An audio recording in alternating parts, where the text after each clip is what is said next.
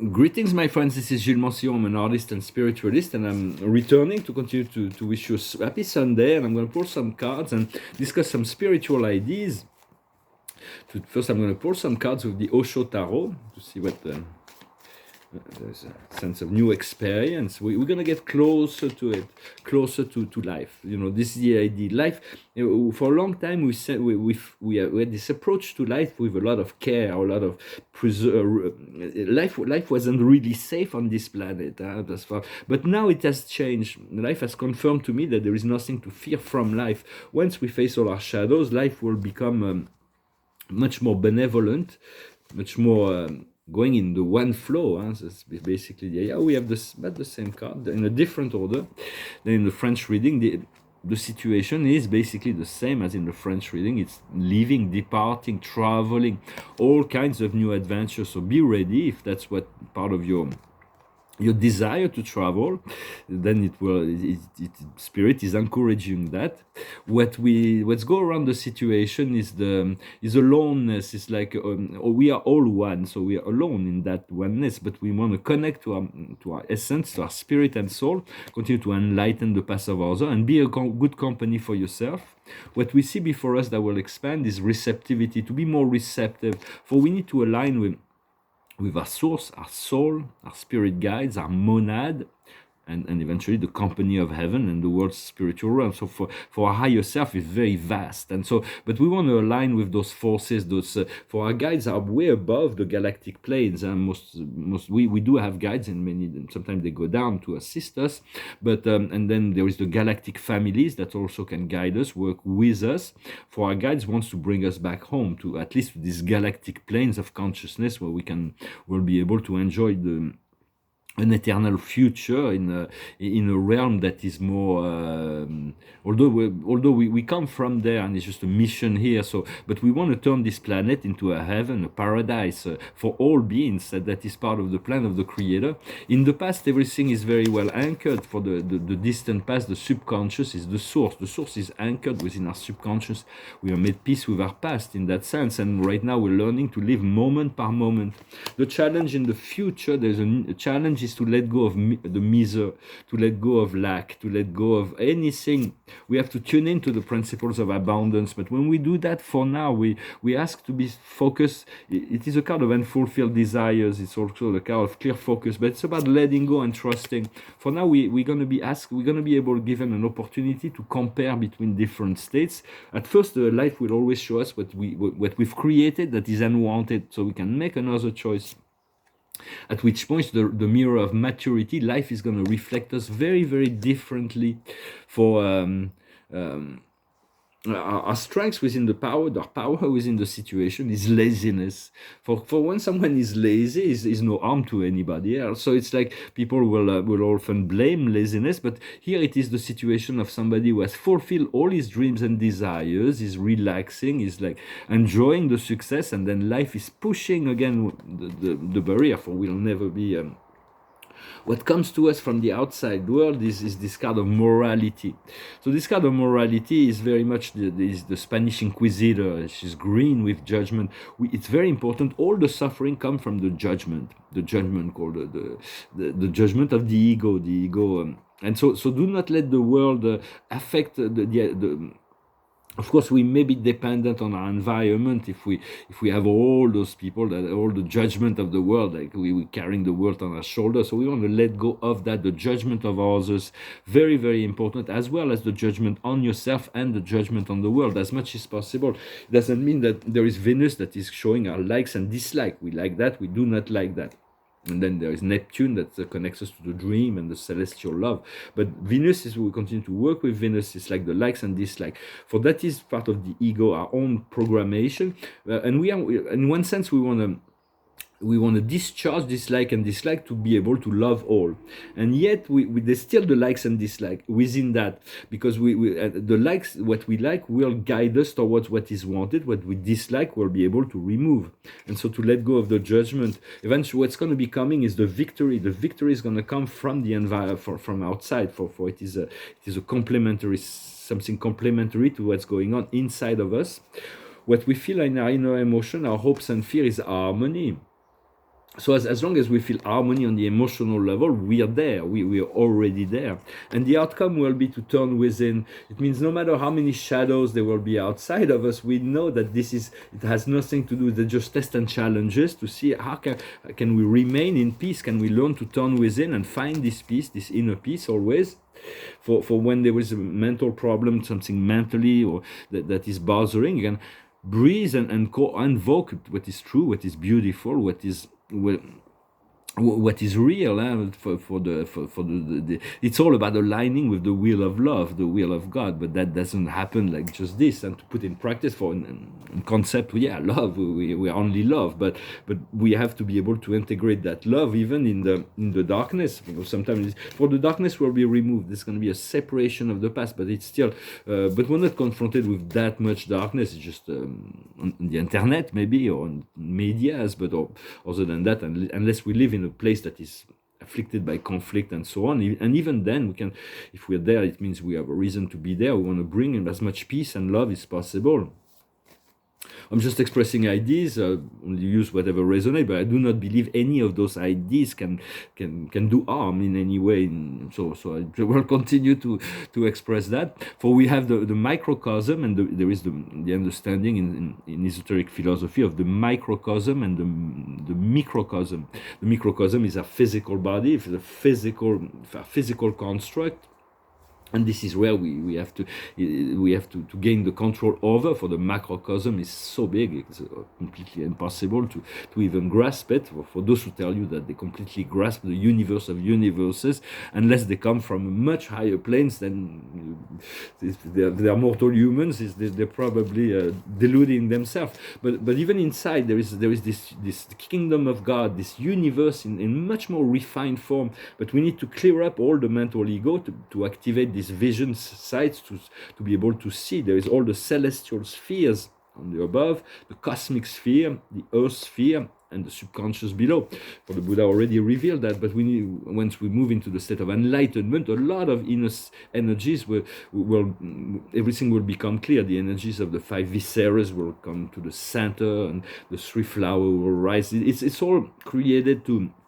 There is this activation of the light body that's coming slowly but surely. In any event, the card of the day is the figure of authority. You have to be the authority on your life. Do not let anyone be a superior authority on what is good for you, except your guidance, your soul, your spirit, your higher self, because they do know your true self. And we all have this devil, false self, ego, ignorance. If somebody who says I do not have that's incarnated in human forms, at some point this darker part will take dominance, and the person won't even know it is the dark part because he believes that it's light, and so he will be manipulated by the ego. But once we know, we can identify, we can utilize this part of ignorance within ourselves, bring some light into it, and use it for our spiritual evolution. Just as when God created the universe of universes, it was for his own spiritual evolution. For that, those things are quite subtle, but for when it is allowed, God, the creator, the source, the divine intelligence wants to take over the whole universe of universes, but it has to come from the free will of all its creatures to choose love, to choose to return to source. And so it's taking time, but we have to give it this authority to our higher self, to our inner self, to our source. And once that is done, I do believe that all thing returns to order. There is no limit within the power of the creation. And when we observe this grandiose universe, this macrocosm, it's impossible. No, it is possible. I'm sorry, but it's difficult to believe that it does not come from an intelligence that is a bit higher than human consciousness. And that the creation of the universe, we have to accept that it is something that is not fully within the grasp of human understanding, and to be for me, it's like it's obvious that there is a creator force that is behind it, that is far greater than we are, as well as for the construction of all the systems within our own inner self. For all of life is created in divine order. After that, there is the experience of life outside of that for expansion purposes. For it is about learning the proper mental and emotional attitude in order to be in the receptive mode to communicate with source, to communicate with spirit as well. For sometimes we cannot decipher if it comes from the soul, comes from guides, from an archangel, or doesn't matter. For my I am presence now, because for decades I've been working with this spiritual connection, so my I am presence is able to decipher, let me know who's the spirit that's coming into my field up there. But it doesn't matter who comes in. If you not decipher, if you receive information that is useful, do not worry about who send it. If it makes sense, just use it. It's the message more important than the messenger. And so we were really on the brink of a great change, and all the wars are gonna end. The spirit was saying, it's not gonna last very long, and all the old world order, what they're trying, this like globalism mind project, well, is already failed, and there is it's a sort of 1984 version, an expanded version of 1984. If you haven't read 1984, it is a very useful book. Although spirit is telling me not to use it because it explains all the manipulation and how you manipulate to create this tyranny, this like this dystopia, they say, but it's not in the movies. Don't look for any wisdom in the movies; it's in the book. But in some sense, we want to move away from that. So if once we realize that there is all those polarized forces and this darkness and this light and this, we are able to be above that in some sense, and so not to get into not to play the game. For a very long time, intelligence is measured by, it's kind of a sophism. The level of intelligence is measured by the ability to express words that can convince the person that's listening, that to bring them to the understanding you want. The intelligence is it's what's called sophism, to be able to manipulate the consciousness of who's listening to you.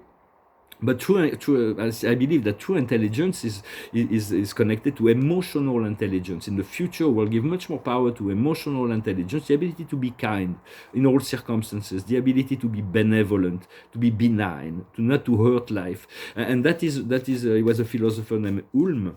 I think it was his name, an English philosopher, 18th century, who really pointed out that emotional intelligence is far more useful than cleverness. And cleverness is no substitute for character.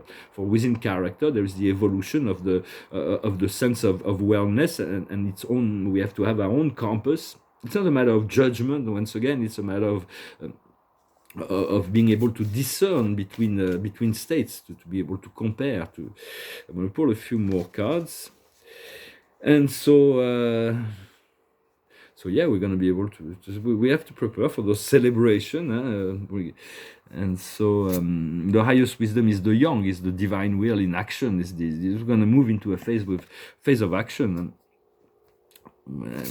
What we need to understand is not for us that all the things that are denied it will be better off without them, so just let it go. What we need to do is the house cleaning, so that confirms, and we have to do this house cleaning, and trust it will happen naturally without even, which is going to produce a little bit of effort, but we don't have to worry about it or stress about it, and the outcome will be happy. We're going to move into a situation where happiness is going to be, we have so much gratitude. We're going to understand that all things are perfect, and even those traumas that we've been through in the past have taught us some very, very useful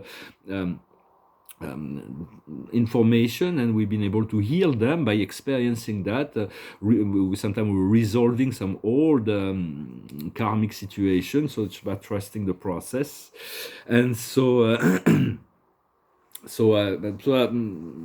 it's all in the works, and just be happy, just spread joy everywhere, and try to see the perfection in all things. For only from the highest absolute level, all things are always perfect, but from any other level, there is always a relative and subtle opposing forces of perfection, apparent imperfection or incompleteness, let's say.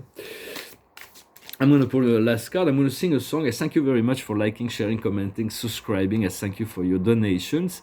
If you're on a private session, you can send me an email. I'm going to sing a song to finish. It's a song that reminds us that we need to sail across the sea to be one with the Creator. That's where the freedom lies, to be connected to the abundance of the heart. And so we're selling. It's called selling. It goes like this.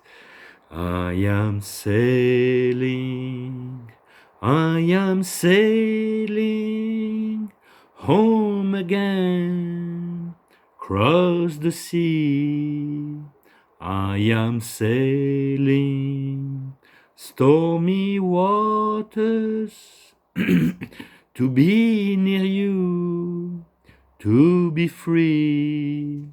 I am flying, I am flying like a bird across the sky. I am flying, passing high clouds to be near you, to be free. Can you hear me? Can you hear me? Through the dark night, far away, I am dying, forever crying, to be near you. Who can say, can you hear me?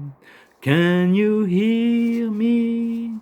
Through the dark night, far away, I am dying, forever crying, to be with you. Who can say, we are sailing home again, across the sea. We are sailing stormy waters to be near you, to be free. Oh Lord, to be near you, to be free. Oh my Lord, to be near you, to be free. Oh my Lord, to be near you, to be free. Oh Lord. For a very long time, for a very long time, ever since the universe was created, so in our universe, there was beings that were like, as soon as the universe was created, they were projected, they were sent into the universe, and their first mission was to return to the source. It was very much about there was a vegan from the Lyrian civilization. They created beings that were completely on the expansion on the outside, and then there was the Lyrians and Vega, which is in the Lyre constellation, but they had a complete opposite principle of looking into looking into the inner self. So a lot of the great philosophy, Buddhism and so on, is actually inspired by the old vegan civilization, but it has been a process that we've been undertaking to return to source ever since the first moment we left. We've been trying to return to source, but the return has been promised. If we follow the heart, follow the guidance, follow the love, all will unfold in a very relaxed and easy flow. For we have to reach that point of ease in order to begin that elevated process. And it's really the end of the cycle. This card is the 10 of Michael. She's like, yeah, this is it. This is the end. Goodbye. I'm starting something new. Nice show. Nice. It is over. You are finally free. Happiness awaits. Leave the past behind you. So go for it. Life is a great blank canvas. Recreate yourself. Recreate anything. Know that there is always the power. Inform the universe of those things you want, and trust that you deserve, and the universe is completely qualified to bring it to you in a way that is enjoyable and mysterious as well. I thank you very much. Wish you a wonderful day, and I'll talk to you later. Adonai.